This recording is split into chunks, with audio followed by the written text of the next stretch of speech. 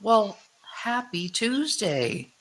Wow, I'm a little rusty. I'm feeling like I haven't been here for a while. I'm Dr. Laurie Davis, host of the Today Show, and it's Tuesday, so it's a short week. And my co-host, Dr. Ramin Modiri, didn't we just see each other all week? Yes, actually, it's strange that I was almost there, sitting right next to you. Actually, Yeah, right here in this space. here we go.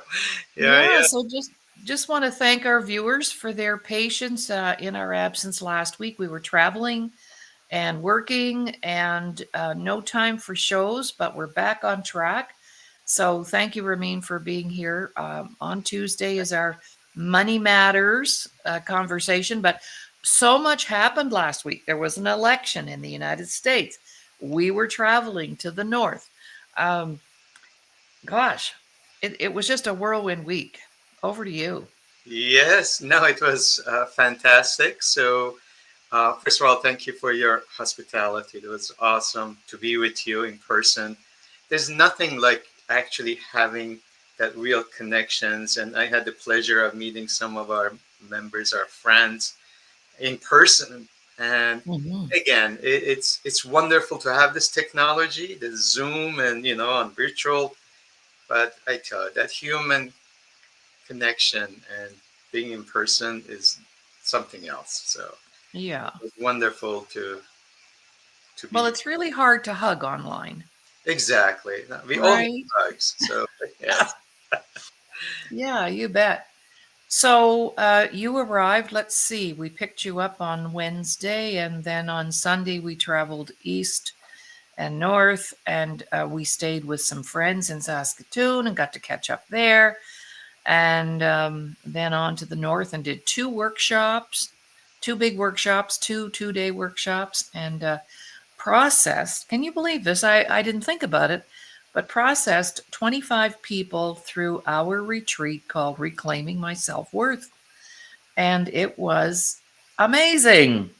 And I felt so excited to be doing that again because, prior to COVID, I never ever did that retreat online. That was always an in person experience. So with COVID, that made it an online experience. But the outcomes are the same.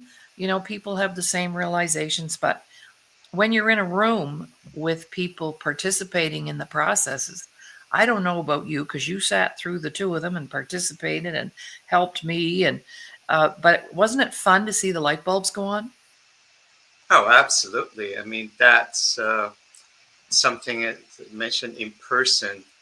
It is so powerful, and I've been to many workshops. I've done a lot of them, and uh, just I remember in 1990, I took uh, my group. I used to have a company, and I took them to Tony Robbins was just getting famous, and we sat there. It was awesome. It was like 14 hours. Everybody's excited, but there are like thousands of people sitting there. As much as the information we got, that follow up and also that personal, really deep connection is very important. So when you have like thousands of people, you really can't get through the individuals because each one of us have issues.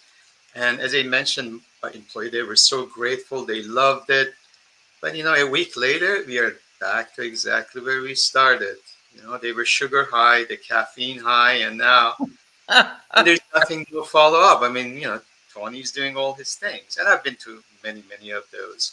Um, so the work that we did, it was in those groups because of also the connection between those members, and I was so actually I was amazed at how open they were, and it comes Mhm. from here, and that's very important. So we cannot have resistance if we want to improve our lives. We have to be open to new Mhm. ideas. We have to be open to let go.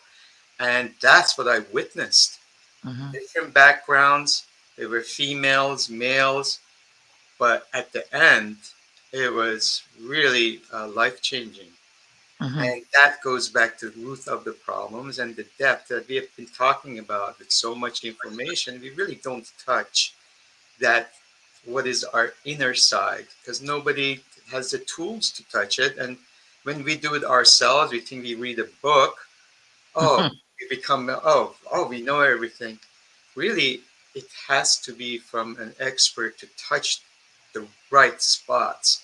And we never do heart surgery on ourselves. We will not do it. So that's what we tell, because it's really emotional and mental. And let me allow um, someone from a book or a podcast telling us exactly who we are. So, no, I was really grateful to be part of that environment, have that connections um, with people that came from different backgrounds, different cultures, different experiences. But there was it's great to have that cleansing. We go to a Hmm. spa, we really don't do any emotional cleansing, which is the Yeah. most important thing, and finding ourselves. So, yeah, no, it was wonderful, and Well, we've been doing that work.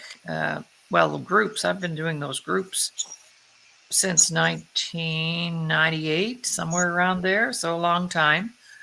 And the tools developed over the years. But the number one problem with a large crowd and a lecturer or a speaker, research has shown that the retention rate on the information is 2%. You'll only remember 2% of the total deal.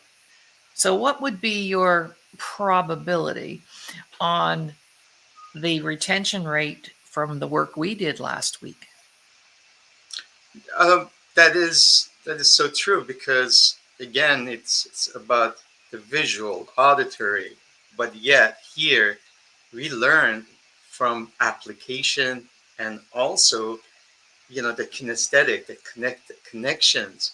And I would say 70 to 80% it stays with you, because we touch the spots that it's been scars, it's been wounds, nobody has touched them, and once you hit it, you cannot forget it.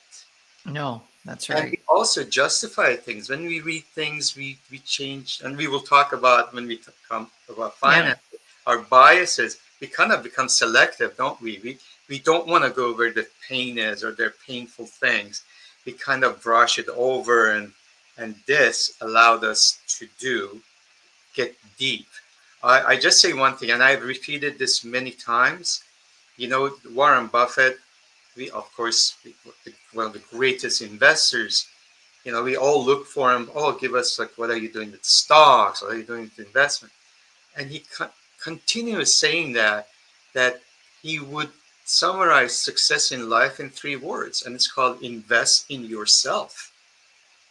And that is deeply, not just, and he loves to read books, but he's worked on himself so much that when he reads a book, he goes to depth of the book, not just feeling good about it to go on Wheel of Fortune or Trivia Pursuit or Who Wants to Be a Millionaire. It's not, life doesn't work that way. So No. that's what your work does. And that's what I do in my, when I do like trading classes, like one-on-one or like group, it's, yeah, it's great to know a lot about all the investing, but how do we apply that? How do we make money on it? It's not just about knowing everything, and we'll talk about that too. And you're So, going to talk about that. Yes. Well, just another note on the workshops. I'm I've always been very you can't do your personal work when you don't feel safe. absolutely. So, safety first. The first thing we do in the workshops is ask our clients, what do you need to feel safe? And I would put that question out to our viewers today and just answer that, because a lot of people have never been asked that. What does it take to feel safe? For you to feel safe. Yeah. And the other thing is, when you read a book, there's nobody making you accountable or challenging you. If you're reading a part of the book and it's making sense to you or it's connecting to you, there's nobody there to help you to expand on that. Right. which is why facilitation is so important. We don't lecture, we don't teach, we don't coach, we don't do any of those things. They do the work. They were the ones up checking things off and creating the lists and interacting and talking to each other. They talked more than we did Yeah. at the end of the day. So that's why what we do is so important. And we get the results that we need and want. And certainly, I don't know, but we scored a steady string of nines and tens on what it was that they evaluated. So numbers don't lie, right? Our numbers guy sitting next to me here, numbers don't lie. And so they have to they have to give a score in 10 areas like environment, content, easy to understand. I had fun. I learned some new things about myself. We got like nines, tens, because we accomplished the mission. Right. And that's why we were in the first group and we had only that one group to work with that I knew about. And then at the closing of the day, they come to us and say, could you stay Thursday and Friday and we'll send you 13 men? So I thought, okay, words out, words out. All right. So what are we going to talk about today, Ramin? That's just a little catch up for our viewers because we've been away all week and we did some pretty serious work. And I'm really proud of you and me and our groups and their accomplishments and our accomplishments. Uh, So we're all back home safely, even though you had to take the milk run to California. yeah, it We, was we, that was we, we really. call it the milk run when you've got to go to one airport, wait, another airport, wait. That's called the milk run. I see. Yeah. So, all right. So over to you. What did you have planned for us today? Okay. Well, we'll do. I'm just gonna follow up exactly what you said. By the way, that milk run, I never heard of it, but now I will never forget it. Okay. I lived through it. So if you would have told me a week ago, I would never understand it. Now, now I totally know what that means. I mean, a simple trip, it should have been a few hours. It took me 20 hours to get home. I'm like, I got to know quite a few airports. So anyway, Right. that Right. was good. I'm just gonna follow up one more thing about the workshops that we did and the people we worked with, which was wonderful. You are not just affecting them, their lives. They have extended relationships, families, children, spouses, cousins, friends. And by touching them, it actually touches at least 10 more people. I mean, they were 25 people become 250 minimum. And that's the power of these workshops because, again, they touched it and they felt. And what happens going back to reading books or listening to podcasts, basically what we become the messenger of, just uh, a lecturer. We become just a parrot. You just, oh, I read this, you should listen to this. But we haven't felt it. So it's a lot harder to transfer that thought that we have. But when we actually felt it, we've done it, when you do something, it's just a lot easier to transfer that knowledge and feelings and just the communication style and skills that we learn to do it exact same thing with our children, for instance. And that affects the whole community positively. Imagine when you have thousands, that turns out to be millions, in my opinion. So that's, Right. I think a lot of people lack. It's just the easy way Yeah. out. So Oh, yeah. Well, I'd like to comment on that because what happens when we've shifted a belief system and we're speaking differently because we worked a lot on communication, as you recall. We're speaking differently, we're feeling differently, we're engaged. People are going to come up to them and say things like, have you lost some weight? Like you're different. Did you get a new hairdo? They connect it to something physical first because they recognize this person has shifted or made a shift in their own behavior. So people go, it's not about them, always about them sharing the message. They do that, but people will actually ask them because they're picking up on the different energy and they're Mhm. going, you're not, what? You went to a workshop? Oh, man, something happened because you're different. I've Absolutely. actually had angry husbands contact me and ask me, what did I do to their wife? And angry women, what did you do to my man? Like he's different. I like the old guy better. Mhm. So it's like a risky path that we travel down, Ramin. It's a risky path. We're gonna tick somebody off. And that's a good thing. I know when I've done that mission accomplished. Yeah, well, that's the status quo, right? So you can Right. look at the community, look at the politics, and that's what we're going to talk about today. And Okay, well let's go. let's get touched. Okay. I promise. I think this is the last time I will talk about elections, but I think it's important. It's the Yeah. closure. We started. We've done two shows briefly on the effects of the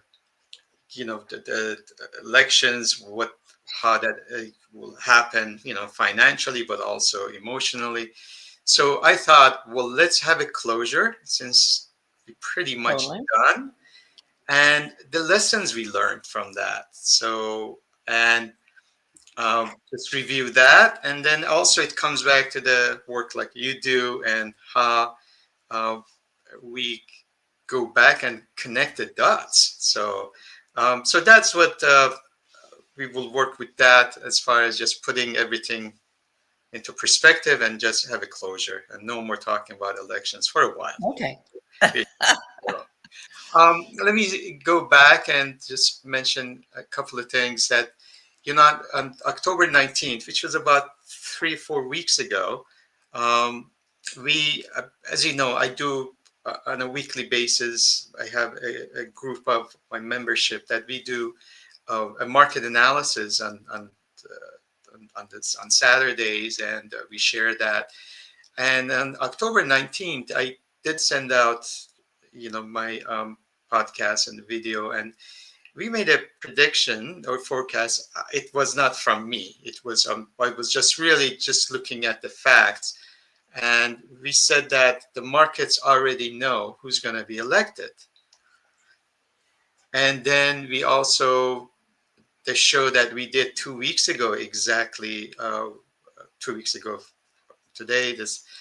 We had Jay Stein, and he was with us, and we reviewed some of the things that it was in my mind, but we also at that time we mentioned, this election will not be close, and that's what we mentioned, just based on what I've been seeing. And the last one was on November 2nd, my market analysis. I also mentioned that our markets, our options markets, telling us that this is not going to drag on like last time. They got within 2 days, the market exactly know what has happened. They will have very much clarity.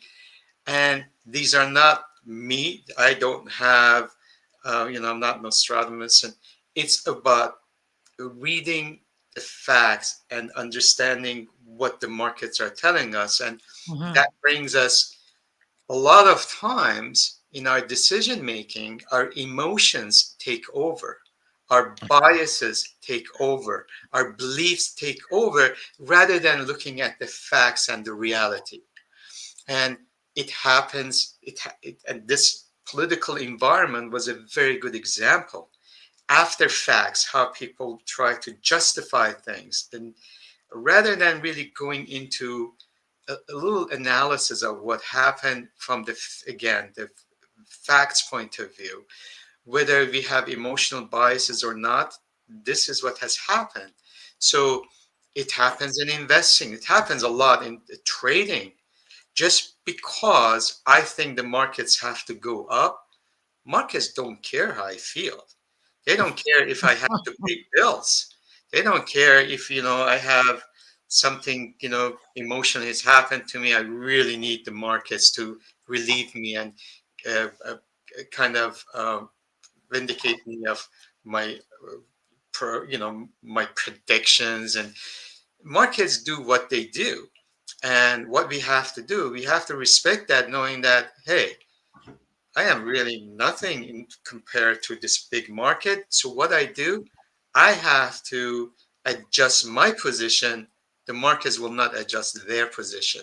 And basically, what I was looking at and what I was doing, I was ignoring the pollsters and the polls and surveys, because people will respond differently in the environment that they are. And the pollsters, when we look at the financials, for instance, and now billions of dollars was spent. I tell you, who were the biggest winners? The biggest winners were, Vice President Kamala Harris's consultant and the pollsters, because they get their money first. So obviously they didn't help the matters. So everybody has opinions, but the reality is different. So what we say, you know, polls, it was talk the talk. The markets were walk the walk. It's actual money telling us this is what's happening.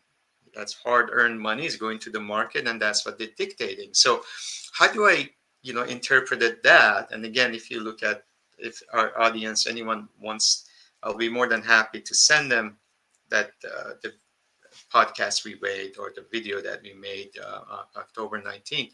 Basically, there were a few messages telling us, and I just review. So this is an education. So for our investors, they can look at things and see how they can interpret that.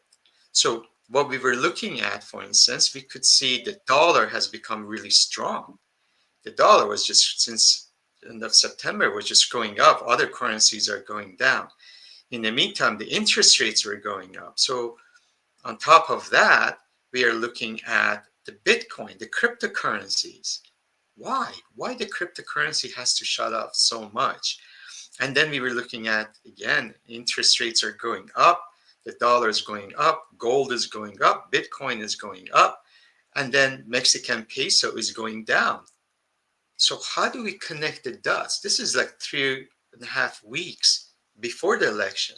So the idea was the markets were preparing for Trump's presidency. So Ooh. what we are looking at, he did a 180-degree quite a few months ago, especially after talking to Elon Musk. He became a big advocate of Bitcoin and cryptocurrencies. And one of the things he said, he's going to fire the SEC, which is the Securities and Exchange Commission, because they've been really resistant to this. So the markets were saying, oh, if Trump gets elected, this thing is going to go to the roof. And as a matter of fact, last night, Bitcoin hit $88,000, and that's the highest it's ever been. It's just almost 100,000.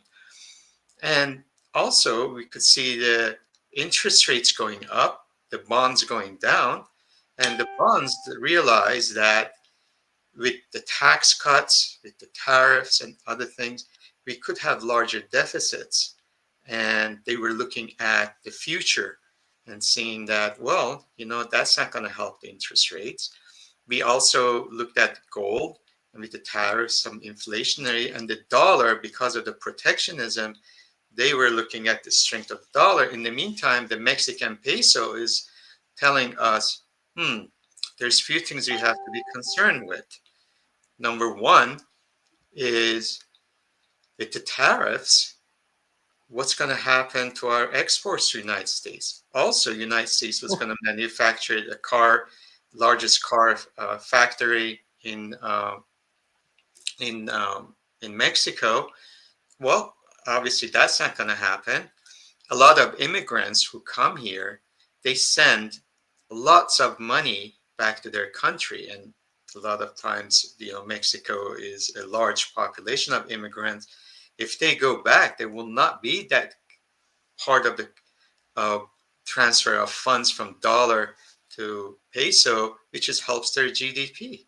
So also, a lot of the immigrants come back. That's going to put pressure on the economy. So there is a lot of reasons. So those are the tea leaves we were looking at. So it was nothing to do with me predicting. It was I was just looking at the markets, and basically again we we looked at on November 2nd. We saw the options market was pretty stable. Usually when there's unknown, the volatility goes really to the roof. But we noticed the volatility of the options, which was the following week, it stayed steady. It showed it was higher, obviously, on election day, but Wednesday, Thursday, Friday, it was pretty steady. If there was uncertainty, you will have this big spike Friday, the following week, and we didn't see that. So basically, that comes from the knowledge and understanding how to look at different factors. So that's one of the things I hope our audience put the emotions aside. I notice obviously almost half a country is disappointed, so because they voted one way, but the reality is this is what has happened. So now we have to look back and see why this happened. One of the problems we have is, especially with polls and surveys, is this group mentality.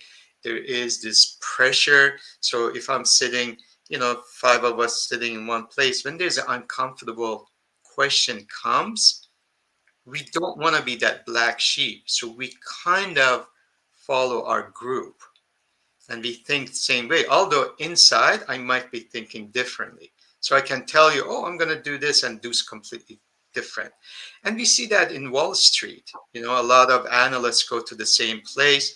So they recommend the same stocks. And what happens that they say, well, if things go bad, at least I have 100 other analysts who did the same thing. So my clients are not going to blame me. So that's the herd mentality. And the other problem I saw was I think the media did not help the matters in this election. The reason was it's the same thing happens in investing. They tell you, oh, everything is great. Don't worry. The markets are going to the roof till it's too late. As a matter of fact, we use the cover of magazines and newspapers and investments as an inflection point when they say, and I have thousands of samples when a cover of magazine says, well, the markets couldn't have been better. We're making so many millionaires. That's the time you have to be worried. And that's when you start selling your positions. The same thing the media, I think, didn't help, especially the Democrats, was they were really focusing on a narrow and they were really exaggerating the information and also, I would say, even false information. And what has happened, they were pacifying things based on their biases. And it actually, what it did, it turned off some voters, but also it gave the false sense of security to other voters. The voters who wanted to vote, for instance, said, oh, we got this in the bag. Look at that. We are, and it's funny, I'm a historian, so I look at some of the things from the past and also I recorded some of the, pollsters coming 2 or 3 weeks prior. They were like almost 90% sure this is in the bag. Well, that was misleading. So they have to be very careful to look at the facts. And the other thing you have to understand is, as children, as parents, relative children, we always tell them, we don't do name calling as a proper thing. So what we do is we don't label people. We don't say, for instance, we don't call our children, oh, you're a liar. You're a thief. You're a cheater. Children. So what we do, we separate the act from the actor. So we say, for instance, if your child steals something, you don't say, well, you're a thief. You ask them what happened. Well, the action happened, and we try to remedy the action. So as a group, we don't like to be labeled from the race point of view, from sex point of view, we don't want to be called names. And I think that backfired and that labeling, because what happens is you generalize things and people have a memory, they have their they have their past. We had like a lot of immigrants came from tyranny. They came from a lot of difficult places. And when the media told them something, they completely went the opposite because they've experienced things. As a matter of fact, I still, after all this, I know there's a lot of things going on. I'm an immigrant. And if you go around the world, United States is by far is the ultimate place a lot of people want to immigrate.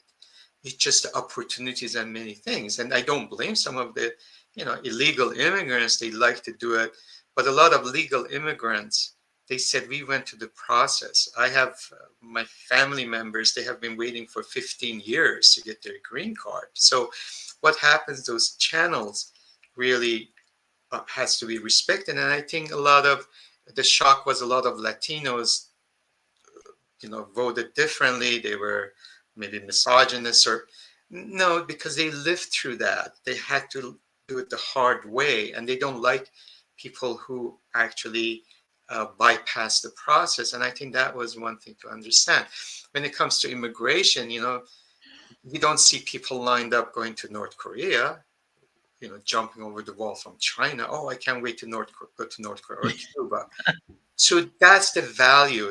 You see people want to go to Germany. They want to come to the United States. So or Canada, we have people lined up waiting to immigrate to Canada, United States, to Germany, Netherlands, Sweden, because of the opportunities being offered, and they want to leave the lifestyle that they had. They want to have better life for their children, and we should not misunderstand their objectives. They want a better life, and I think that was another problem.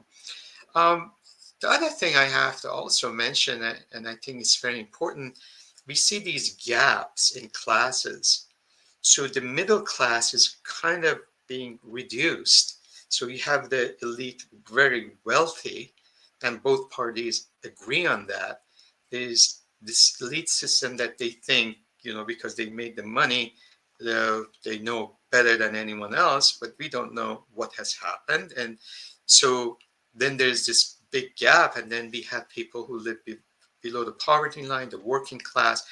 And in order to find the success of country, you have to look at the growth of that middle class. And the reason I emphasize that, so as you know, my specialty was international finance and international investing. I was looking at emerging countries, and I'll give you one example. For instance, in India has classes, and they have, if you go to Mumbai, which used to be Bombay, you will see on one side the most beautiful hotels, and the other side you have people living the dirty water and hunger, and the children, they so, but each one has accepted their role, which was wrong. But now the success of India is the growth of their middle class. We have over 400 million minimum that through the education and through also understanding independence, obviously technology and media, especially social media, has helped that. They want a better life because they see what's happening in developed countries. And when you have this middle class, it tremendously helps the actual growth of the economy. Why? Because if I'm coming from a poverty and poor situation, when I get to the middle class, now I want to own a refrigerator. I want to have a washer and dryer. Well, if I want that, I have to go buy it. Either they manufacture, if they don't, India has to manufacture it themselves, or they will import that. And when you have an import, well, there's transportation, somebody gets the job. There's a sales, somebody gets the job. If it's manufacturing, they have to build it. That's a job. The tax revenues because of the import and also the sales tax, and that creates revenues for the government.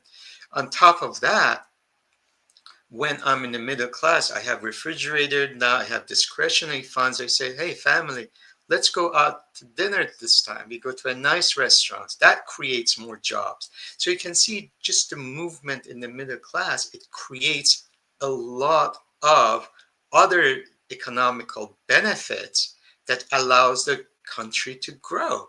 They start investing, they start savings, and basically like banking in India, there's millions and millions of people don't have access to the banks, and they didn't have access. For instance, they didn't believe, they did not trust. But now banking system is becoming strong because of the movements. Everybody bought gold. That was gold jewelry, gold. And so the reason I say that is to see the success of any economy, the middle class has to grow. They are the ones who basically work hard. They're the ones who really help the economy. When there's a recession, the very wealthy, it doesn't affect them. They still buy their Louis Vuittons or whatever they do. They travel. The poor, unfortunately, the dependents, say they become poor. It's the middle class which gets affected the most, and that's the key.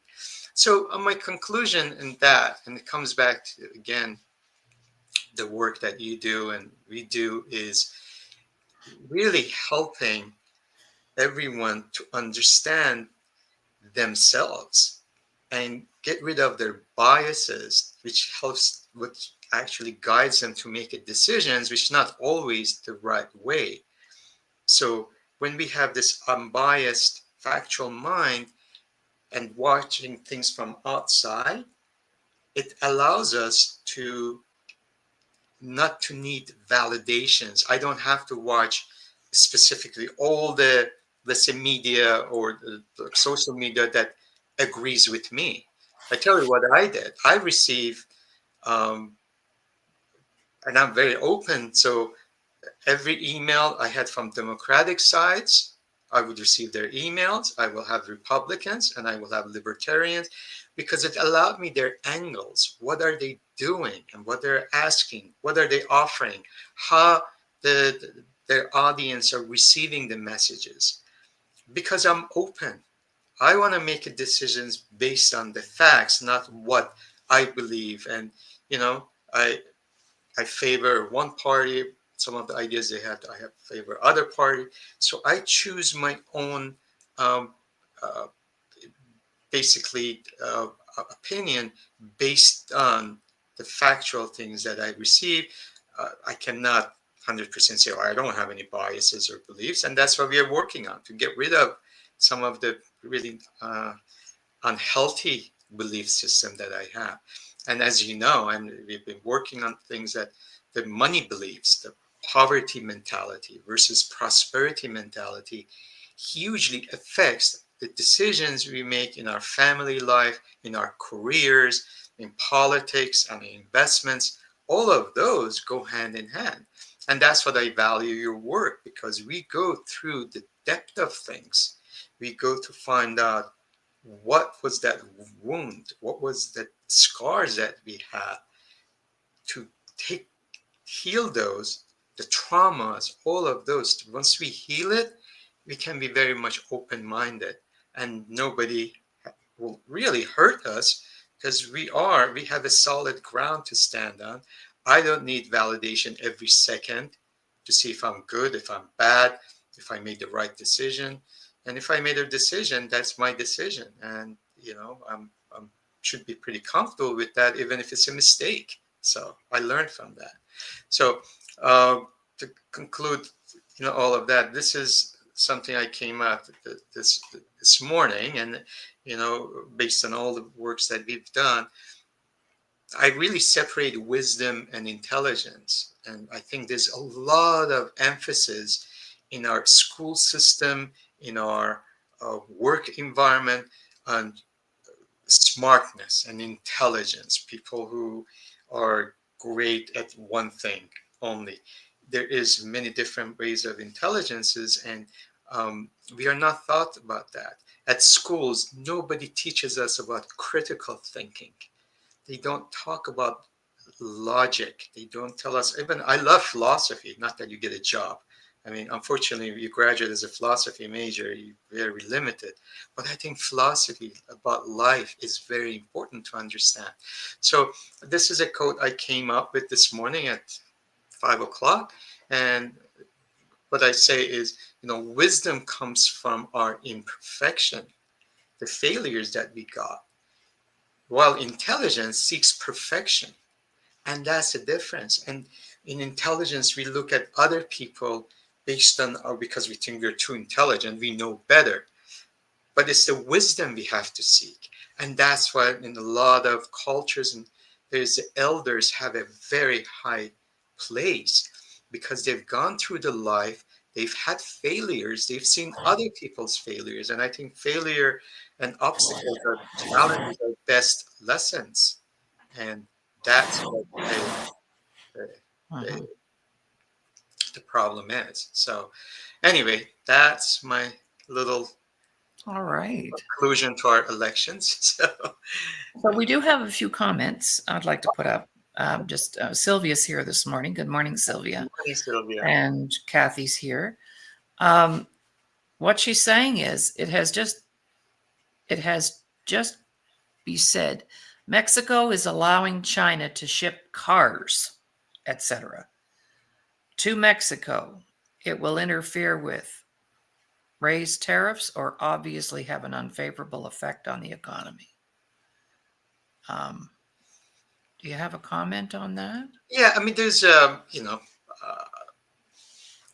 majority of economists, tariffs are not good. We tried that in 1930s, and that's effect because what it is, it's really taxation on everyone, and that's one of the things that we see the inflation, like gold went up. So uh, we shall see. President Trump has said, or President-elect Trump has said that he will do that. We'll see how far that will go. His idea is we'll have the growth within. And of course, the retaliation from Europe, they're going to do that. They want to tax. And um, so, yeah, so, again, a lot of economists are not in favor of that. But remember, the whole world has become very populist, nationalist. So we were, starting 2002, after China got into the WTO, the World Trade Organization, we became very global economy. Everything we did was very interdependent. And in the last 2 or 3 years, we've become more nationalistic, less globalization. China has been hurting. So what is happening? A lot of we see the elections in this, even in Europe, is become more populist or anti-immigrant. Uh, has become, if they're not the dominant things, they have a lot of uh, favoritism from the population. So things are changing. So, whether it's good or bad, the open markets are always good for economies because of the obviously reduces the cost of things that we can see. We can go to dollar store and buy things that it used to be, my God, 10 times that the price. So competition is always good. Globalization brings competition. Competition is good for consumers. So this is a kind of unknown territory in a modern economy. It has been tried. Few countries done that.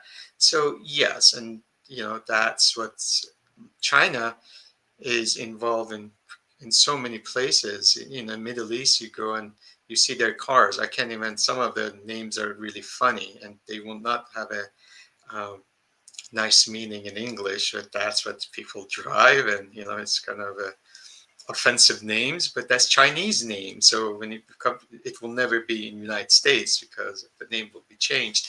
So it's like Pinto when you know, I think it was Pontiac. It's like they, I think Pinto was beans or something. They did it in Mexico and they failed because that was not a good name to choose for a car. So you have to be very careful from marketing point of view. Like going back to Sylvia's, yeah. So we have to wait and see. As open, market advocate, I don't like the tariffs, but the idea is maybe initially it will create the growth and Mhm. uh, and but obviously the wages will go up and that will create inflation and but on the other hand it might produce some tax revenues. We shall see, but things will change. Mhm. In the rhetoric will come because you get elected, but uh, we'll see. A year from now, we'll look back and see how much of that has been done. So So Kathy has a little comment on a totally different level and a totally different perspective, but just on a personal note, this is an observation she's made.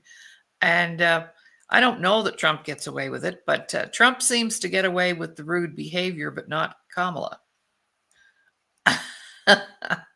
Well, I don't know that she got away with it. I don't know. Any comments on that? Well, again, it's the perception, right? So what we Right. do, it's one of I have to tell you is I think that Kamala did not, the Vice President Kamala Harris did not have the advantage that Trump had. Trump was a known quantity. He's done this all his life. I mean, he's been on TV. He's a TV personality. People understand.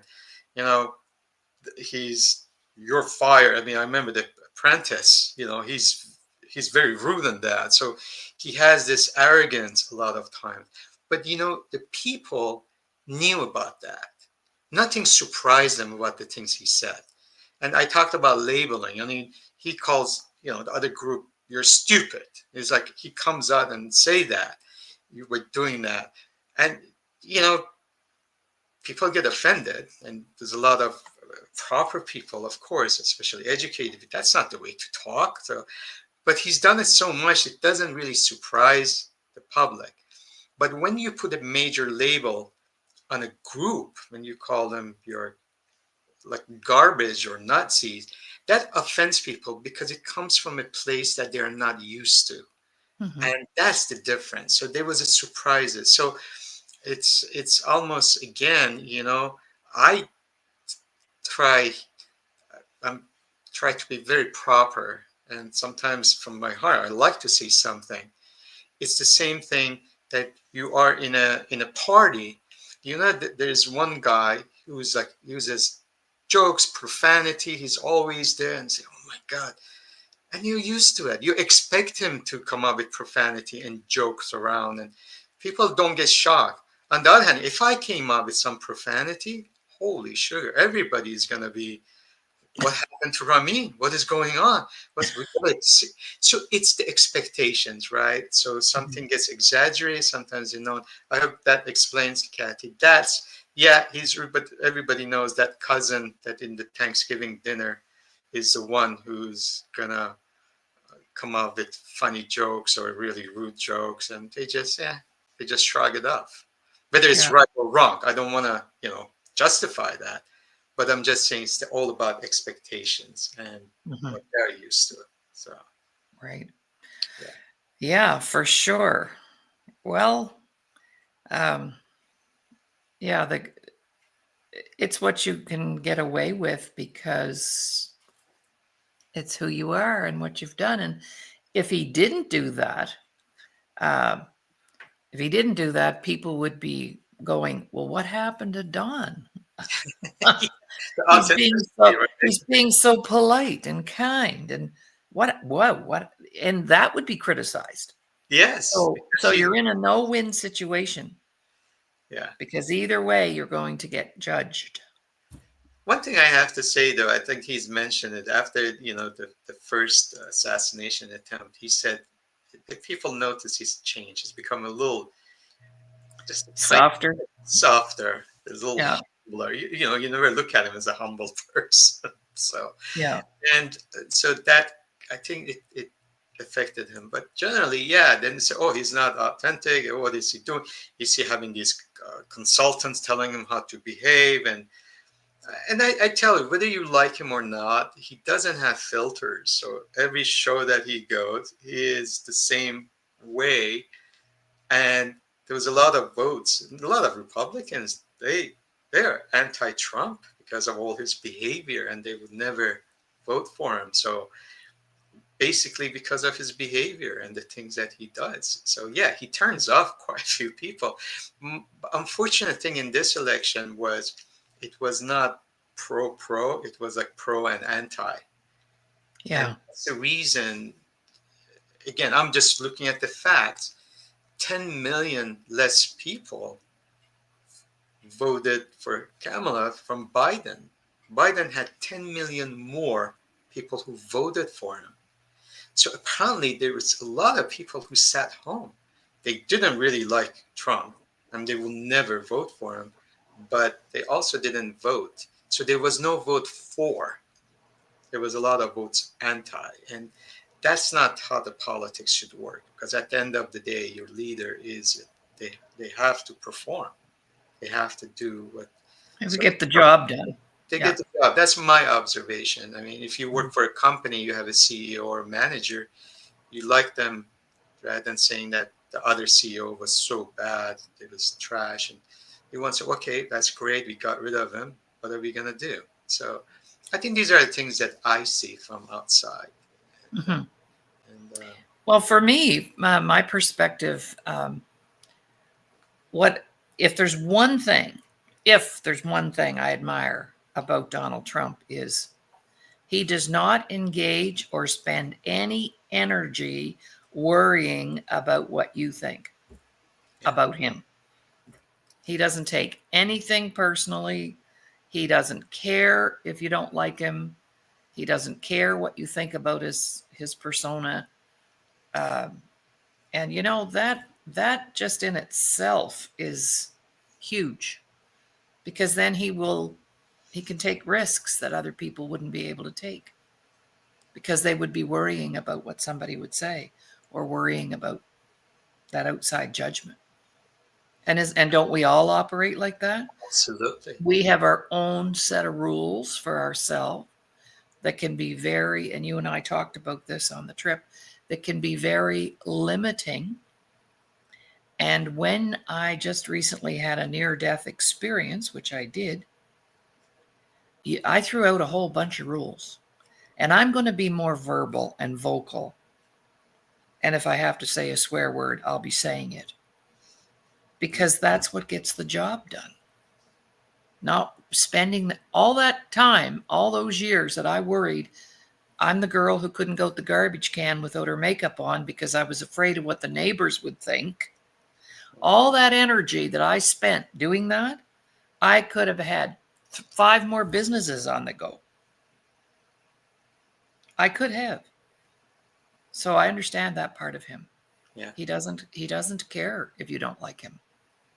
He's yeah. he's I not think that's he's huge. not running a popularity contest. He's talking about getting the country in shape, or same with Camel, whoever the candidates are. Exactly, and I think that's very important for our audience. It goes beyond that. It's that all our lives we walk on eggshells, whether Yeah, it's at work, whether it's on relationships, our family. So we are never ourselves, and there's so much hush hush. Oh, the cousin who does a lot of drugs that the mother doesn't want anyone to know. We'd say, oh, we got to stay up, rather than going out and help them, or at least right. offer them solution. So everybody's, again, is very concerned. And you totally mentioned about that, we've worried about what other people think. That's why we have problems saying no. And you know how many No. people they actually suffer because of that. So it is important, whether it's in politics, our work, our life, generally Mhm. relationship. Mhm. And I've learned to be more vocal. But even like my children's school, I'm not going to take it. It's and I teach my son and my daughter, and that you got to stand for yourself. And again, it's not about just Donald Trump. It's both parties. They both, and people respect that because they know at least where you're coming from. And it goes Right. Cold War. Russia knew what United States is. United States, they hated each other or they were enemies, but they respected each other. It's amazing. Now we live in a world we don't even know who's our enemy as far as talking about life and death. People can show up. I mean, you see agents of another country comes here, tries to assassinate someone. It's like, wait a minute, this is not the world of the clarity that we were used to. So it is that it's important to have that clarity and know, hey, if I'm talking to you, you're going to use a foul language, but I know where you stand. And I respect that. I don't like you. Sorry, I don't mean I like you, but I won't Oh, like you. oh, I thought you were talking about me. Okay. Generally, so please, yeah. I will respect you, but I won't. I don't have to like you. Mhm. And that's the key. That's the strength. So yeah, I totally agree with you. And Yeah. I'm trying to learn myself. Every day as you know, I'm just trying to be a better person. And that's one of the challenges I had Yeah. past. So That's cool. Well, yeah. you know what? Our time is up already. I really, oh my God. Well, I talk too much. Because No, you talked great. You in talked great. person again. So Yeah, I look right. forward to our Um, next. yeah, well, we'll be back next week and we can continue with whatever. And Yeah. um, we've got some plans for the show. And I think our audience is really going to like what we've got coming up. And thank you for being here today. And guess what? I see shifts in you today. Oh, Yeah. okay. Yeah, Very nice. you shouldn't have come and spent a week with me on the road or those people that all those people that you met. And you did some of your own personal work. So I just wanted to let you know that that's obvious in the way that you're presenting yourself today. And I bet I have viewers who would agree with me. You bet. Look at this. Aha. See? Uh, all right. Well, thank you so much, Ramin, and wonderful Pleasure. post election comments and observations. And you've been watching the Today Show here on the Disability Channel. And I'm Dr. Laurie Davis, your host, with my partner over here in crime, Dr. Ramin Modiri, sharing information that we feel is important for all of our well being. So, talk to you later. I'll be back on the air. It's a double feature on Tuesdays. I'll be back in an hour with our NHLer, Doug Smith, and he and I are going to chat some things up today. So, the press box, please come back and join us in an hour's time. So, bye for now. Bye bye. Thank you.